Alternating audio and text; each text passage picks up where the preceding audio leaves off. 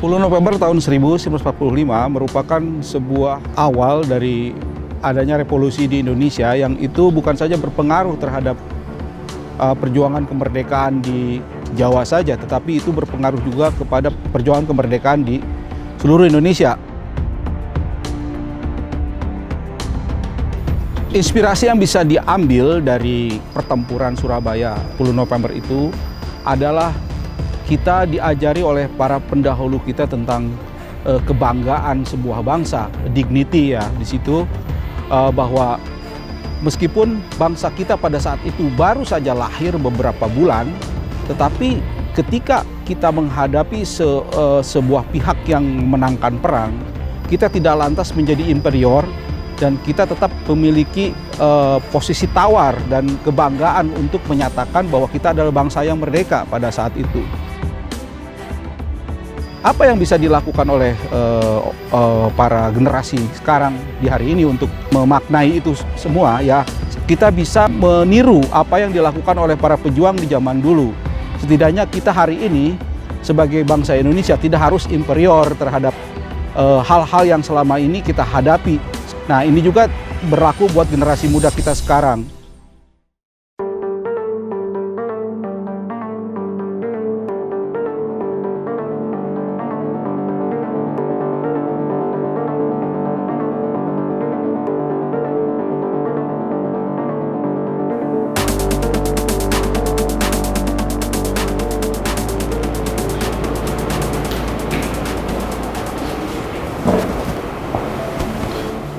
Halo, saya Adam Alvarez Abednego, co-founder and the heart of Menjadi Manusia.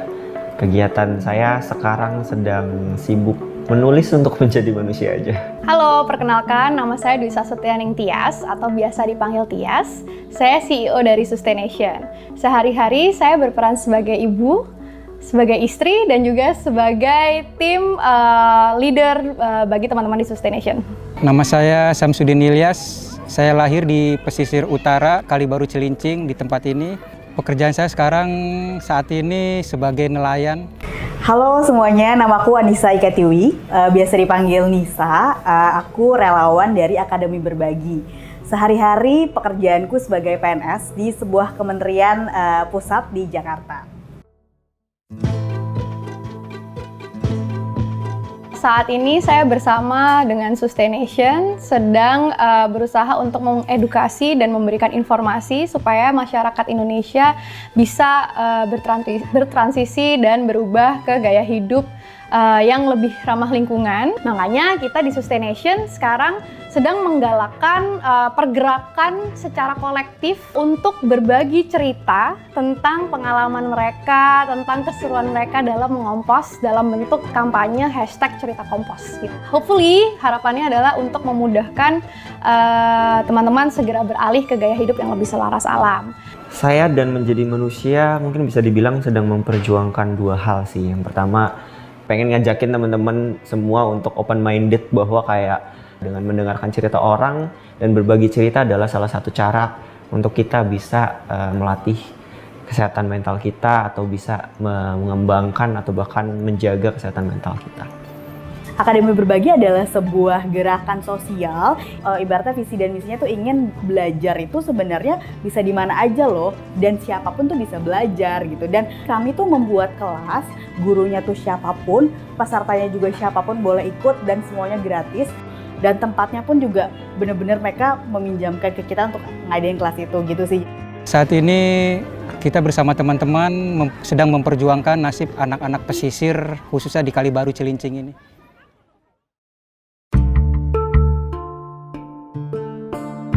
Inspirasinya sebetulnya datang ketika ada sebuah speech atau pidato ya dari Greta Thunberg. Dalam pidato itu dia bilang dalam 50 tahun ke depan atau ketika saya berusia 60 tahun, bisa saja saya ini ditanya oleh cucu saya, kenapa bumi ini sekarang rusak? Kenapa lingkungan sekarang jadi seperti ini? Apa yang sudah kamu lakukan? Di situ saya sadar bahwa kita bersama-sama mengurangi sampah, bersama-sama mengolah sampah di rumah, bersama-sama akhirnya aku start Sustaination ini dengan harapan semakin banyak orang yang akhirnya peduli dulu sampai akhirnya dia pelan-pelan merubah gaya hidupnya. kita berbagi kan nggak harus berupa uang ya, nggak harus berupa materi gitu. Dengan kita membuat kelas, dengan kita membuat sebuah wadah tempat orang-orang bisa bertukar ilmu, menurutku itu adalah hal yang bisa kita bagikan juga ke orang-orang, ilmu itu kayak gitu. Kita capek lah dengan di sosial media atau di media sosial orang-orang mudah menghakimi satu sama lain. Mereka ketika punya pendapat yang berbeda sedikit mereka saling menghakimi, dan it's okay kalau misalkan kita berbeda. Yang penting kita bisa belajar dari pendapat tersebut atau dari sudut pandang tersebut, dan kita bisa saling mendengarkan dan mendengar cerita dari berbagai macam masalah tersebut sih.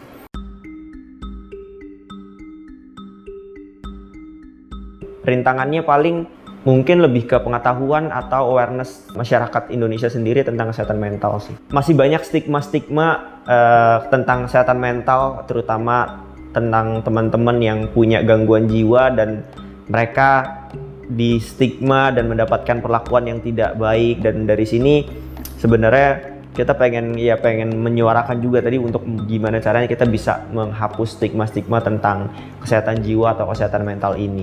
Memang tingkat awareness dan tingkat pemahaman sebagian besar orang Indonesia itu belum ke level itu. Jadi kita di Sustaination sekarang itu benar-benar mencoba segala cara supaya at least orang itu aware dulu nih dengan permasalahan yang ada selama ini gitu. Bahwa kita itu sekarang dihadapkan dalam masalah climate crisis. Kita berhadapan dengan setiap hari itu banyak sekali makhluk hidup yang diambang kepunahan. Bahkan bisa jadi dalam 100 tahun ke depan manusia bisa punah gitu. Kita dihadapkan dalam persoalan-persoalan yang seperti itu. Di awal-awal orang tuh banyak yang belum tahu Akber tuh apa gitu. Jadi kayak di awalnya dengan meyakinkan guru-guru, meyakinkan tempat yang mau dipinjamin gitu. Halangan utama ini ketika pembentukan kelas jurnalis cilik di angkatan pertama ini dari masyarakat ya. Dan kita bicara tentang masyarakat pelan-pelan, artinya tidak dengan emosi, tapi kita membuktikan dengan karya. Nah, di karya itulah masyarakat mulai terbuka, khususnya di angkatan 1, 2, dan 3. Akhirnya mereka mendukung kegiatan kelas jurnalis cilik ini sampai kelas angkatan ketiga ini. Sampai saat ini kami di Sustaination telah menanam pohon bakau sebanyak 4.500 pohon bakau di pesisir utara Jawa Tengah, tepatnya itu di Desa Bedono, Demak, Jawa Tengah. Kemudian yang kedua, saat ini kami sedang membina 5 grup WhatsApp untuk teman-teman yang belajar mengompos. Jadi kurang lebih ada sekitar 400-500 orang yang actually tertarik nih buat belajar mengompos gitu. Dan kalau memang benar-benar 500 orang ini benar-benar menerapkan composting at home, jadi mengompos di rumah, itu paling tidak kita sudah menghindarkan hampir sekitar 36 ton sampah organik setiap tahunnya untuk terbuang ke TPA karena 500 orang ini mengompos. Ada beberapa orang yang menghubungi saya secara personal bilang kayak, "Kak, makasih ya dari konten yang diberikan menjadi manusia, saya nggak jadi bunuh diri." Lalu kemudian ada juga teman-teman yang bilang ke kita untuk pertama kalinya datang ke psikiater atau ke psikolog untuk mencari bantuan gitu. Jadi menurut saya menjaga kesehatan mental itu penting, dan kalau misalkan it's okay untuk kita mencari bantuan kalau kita sedang merasa tidak baik-baik saja. Bersyukur saat ini kelas jurnalis cilik sudah mencapai angkatan ketiga, dan lebih dari itu kita mendapatkan cinta dan kasih sayang dari anak-anak pesisir setelah mengenal kelas jurnalis cilik ini. Menurutku makna Hari Pahlawan adalah gimana caranya kita bisa berbuat baik, berbuat hal yang ibaratnya tidak menyusahkan orang-orang yang kita anggap pahlawan itu. Seenggaknya lo udah dibikin enak nih hidupnya, ya berbuatlah sesuatu seenggaknya untuk lingkungan lo terkecil aja dulu. Bagaimana kita bisa memberikan contoh perjuangan yang baik dari masa lalu pahlawan yang telah mereka berikan, dan kita lahir kekinian dan kita bisa memberikan contoh yang terbaik di era yang kita terlahir saat ini. Buat aku, kita bisa merefleksikan diri kita, apa yang sudah pahlawan ini lakukan, jasa-jasa mereka lakukan, kita refleksikan ke diri kita sehingga akhirnya kita bisa mengaplikasikan ke dalam kehidupan kita sehari-hari gitu. Apa yang baik kita refleksikan, kemudian kita aplikasikan. menurutku orang tua, karena orang tua tuh tidak selain materi juga mendukung aku melakukan hal apapun. Kayak aku bebas mau kerja di mana, aku bebas mau ikut kegiatan apa. Kita semua bisa jadi pahlawan dengan tidak menggunakan plastik sekali pakai mulai hari ini. Itu udah pahlawan banget gitu. Pahlawan untuk siapa? Pahlawan untuk diri sendiri. Pahlawan untuk semua orang, pahlawan untuk makhluk hidup lain yang hidup di bumi ini. Jadi menurut aku semua orang itu bisa berperan sebagai pahlawan.